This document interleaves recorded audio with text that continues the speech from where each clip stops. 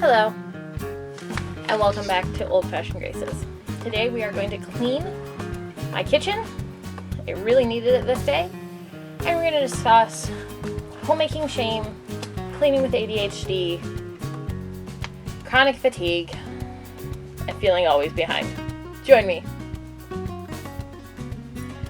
Hi, I'm Caitlin, and this is Old Fashioned Graces, where we talk homemaking, homesteading, and how to be a lady. Please like, comment, and subscribe. Thanks.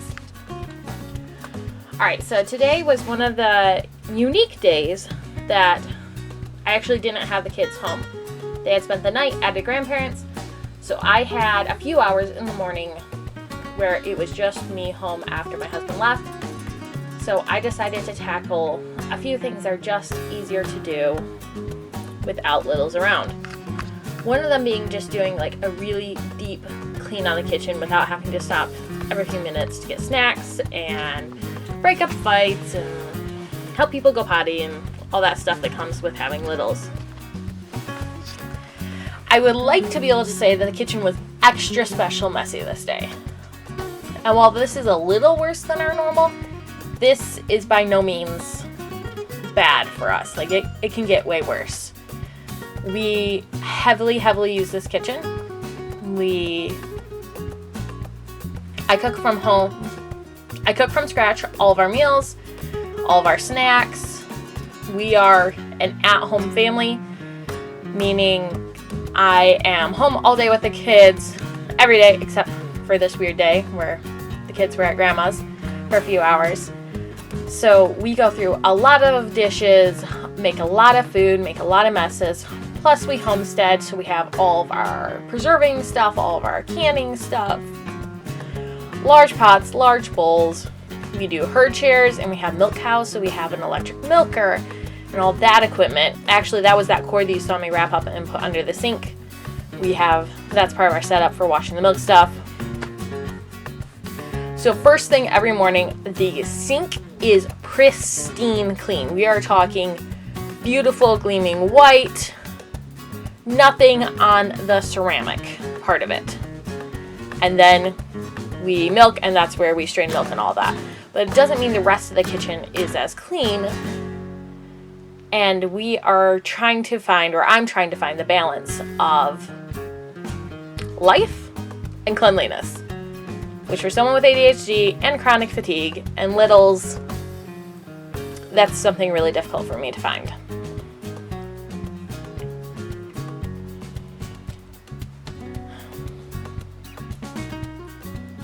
It can be very easy to develop shame about our house and about our homemaking. I love my house. It is beautiful. It is becoming more and more the house that I want each and every day and week as I decorate it more. We've been here for just over 4 years now.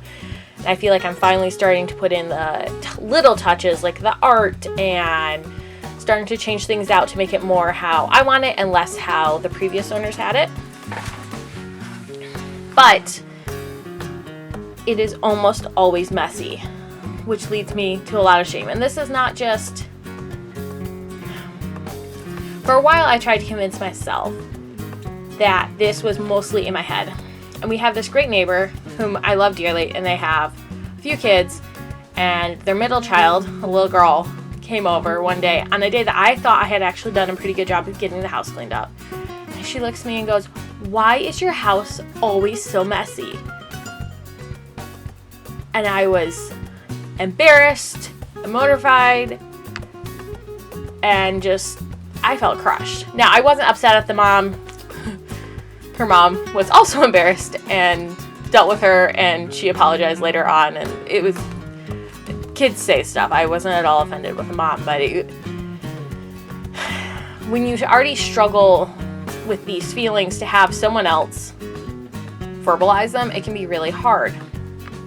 But I know that that's the truth. So how do we move on? Please tell me I'm not the only one that struggles with this.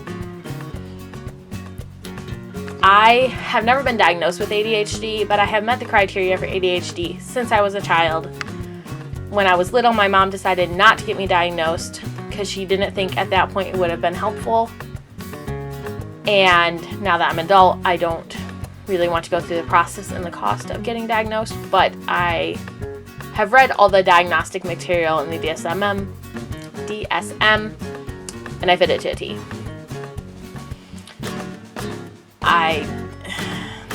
Focusing on mundane, tiresome tasks is extremely difficult for me. And then you can add to that chronic fatigue syndrome, which I've had since 14. And so some days I feel like it's everything I can do to just get through the day, get the animals done, get stuff cleaned up from that, feed everyone, keep everyone reasonably clean, and just keep going with the absolute bare minimums. And having a clean kitchen for me is not a bare minimum.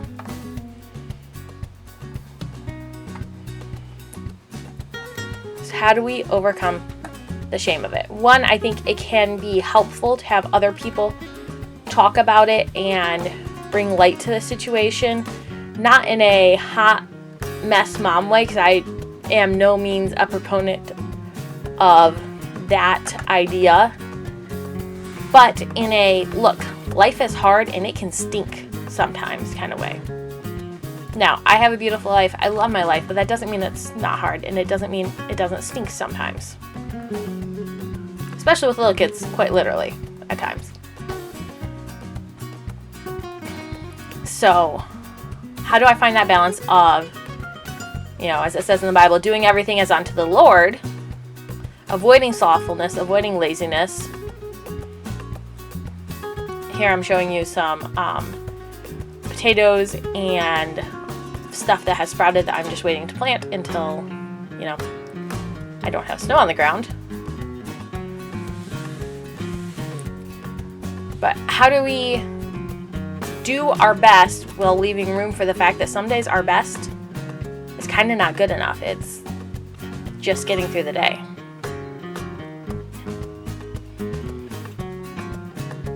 So I've learned a few tricks to help me. One is to take advantage of time when it's easier for me to focus. So I knew this day I didn't have the kids home. I could have rested, and if I had needed to, I would have. But I decided that for this day, it would be more restful for me in the long run, actually, to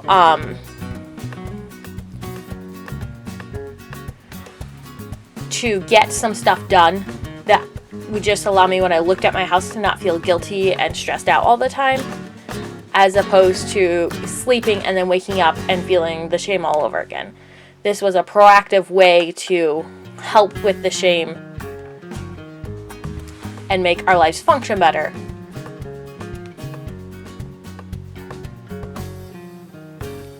So I would say, one, make use of the pockets of time you have. No, we always have to be moving, we always have to be hustling kind of way, but if you happen to be blessed with 30 minutes without distractions, or the perfect cleaning environment for you, whatever that is, embrace it and use it. If you have a chance to get done that one task that you find really difficult to get done, embrace it, use it.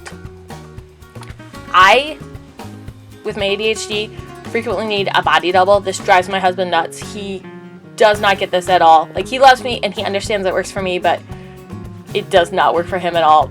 I, as you can see in this video, usually am watching a YouTube video or listening to a podcast or have the radio on, something to kind of help me take my brain off the fact that I am cleaning, because honestly, that is not my most favoriteest thing in the world. And 2 or 3, whatever we're at, next, try to find as many homes for homeless items as possible.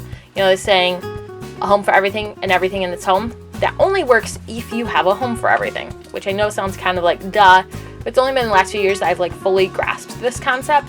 And I've realized that the things that drive me nuts, the things that bounce around my house from place to place to place, do that because they are homeless.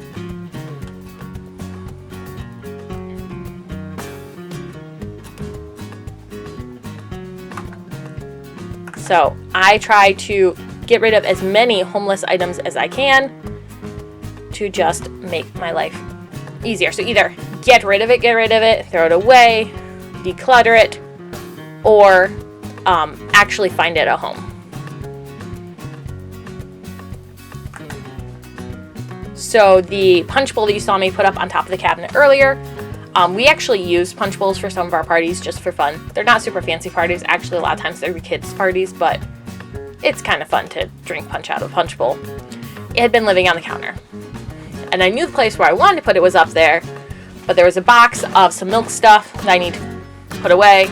So I reworked the milk cabinet so that way that could go up there and get off the counter. So then that wasn't homeless. The milk thing wasn't homeless because it was also put away. I dealt with some other items that had just been on the counter for way too long. I also find something else that is important for me when I'm trying to really focus and get something done is make sure I've ate something so I'm not distracted by being super hungry. And either setting a timer or doing something like this where, you know, I'm filming myself to kind of keep me on track. Or if it's applicable, sometimes like I'll talk to a sister on the phone to just have something to help me stay entertained, stay engaged while doing it. We can either be frustrated by how our brain works or we can embrace it and move on with life. And at this point, at almost 30 years old, I am choosing to embrace it.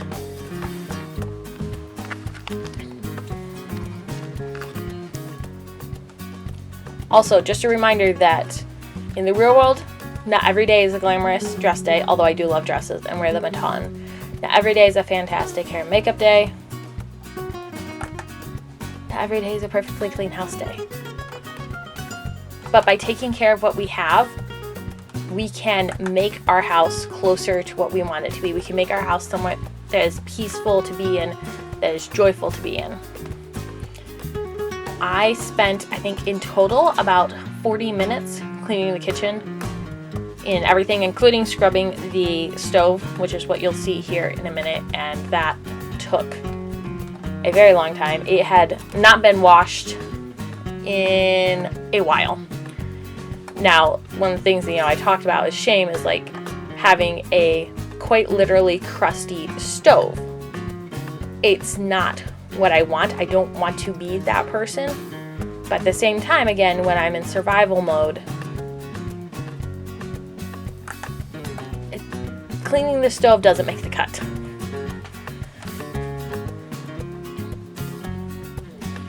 So here I am trying to find more and more items that I can just find a permanent home for. If they do have a home already, put them there. I really like the Dan & K White method for decluttering, and although this isn't decluttering per se, it is tidying mostly.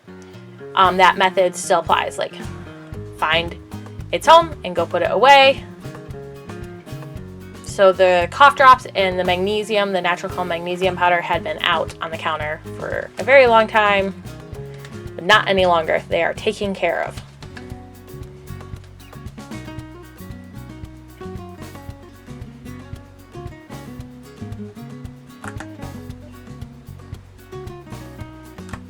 Please comment below your favorite tips for either cleaning your kitchen or cleaning with either ADHD or chronic fatigue. What works for you? Does your kitchen ever end up looking like this? Is this the kind of content you would like to see more of? If so, hit the like button and comment below.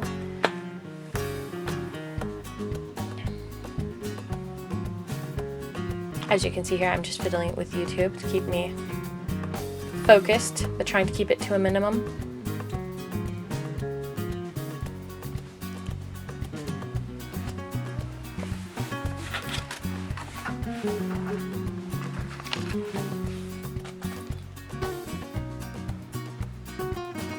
Remember, it's not how many times you fail at homemaking. It's not how many times you struggle, how many times your house gets gross. It is how many times you get back up and keep going again. We can do this. We kind of have to if we're homemakers, like it's kind of our job description. But even when it's discouraging, even when it feels like you are failing at the very thing that you are supposed to be good at. You and I can do this together.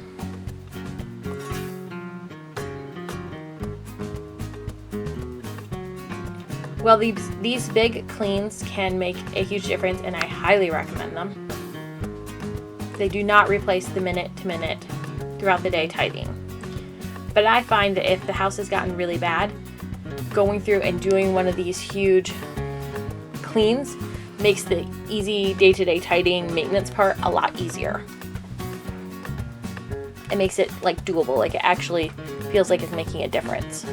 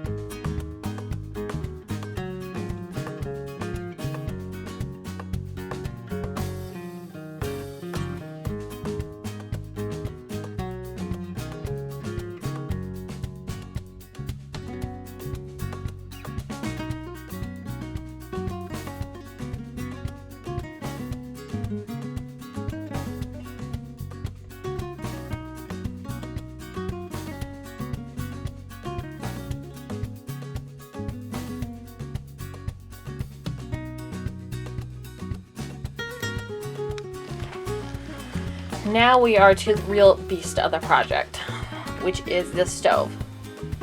Now, in a perfect world, I would wash this every night or as soon as I spilled something on it, but I do not live in a perfect world.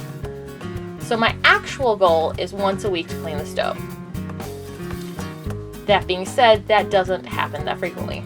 As you can tell, it was in desperate need of it. This is what was like after about 3 weeks, I believe. 3 to 4 weeks of cooking without cleaning the stove. It's amazing how gross it gets that fast when you're cooking on it many, many times a day and having helpers and all that good stuff. So as you can see, this is a gas stove. We cook mainly on cast iron and stainless steel. And somehow even some silverware had ended up in here, so those just get to go over to be in the dishwasher.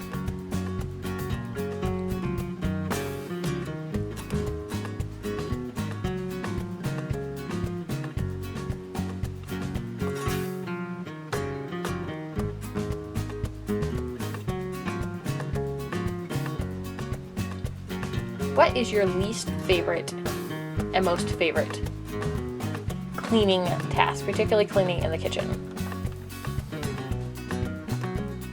Cleaning out the sink, the final clean out in the sink when you have everything done, is by far my favorite.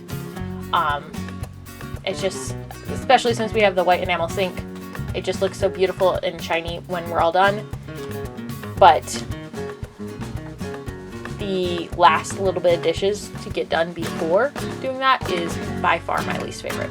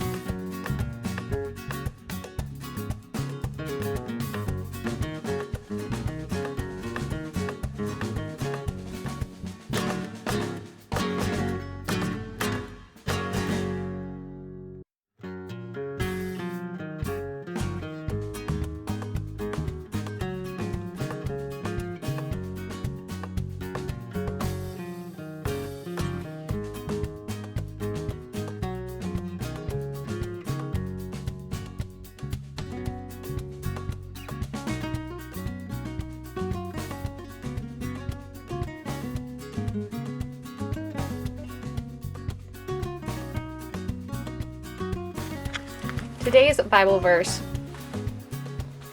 today's verse of encouragement is Galatians 6:9. Let us not become weary in doing good, for at the proper time we will reap a harvest if we do not give up. I can think of few things that this translates better to than homemaking. Dear homemakers, let us not grow tired in the washing of the dishes, in the cleaning of the stove, in the doing of the laundry, in the taking care of children. For at the proper time, we will reap a harvest if we do not give up. We got this.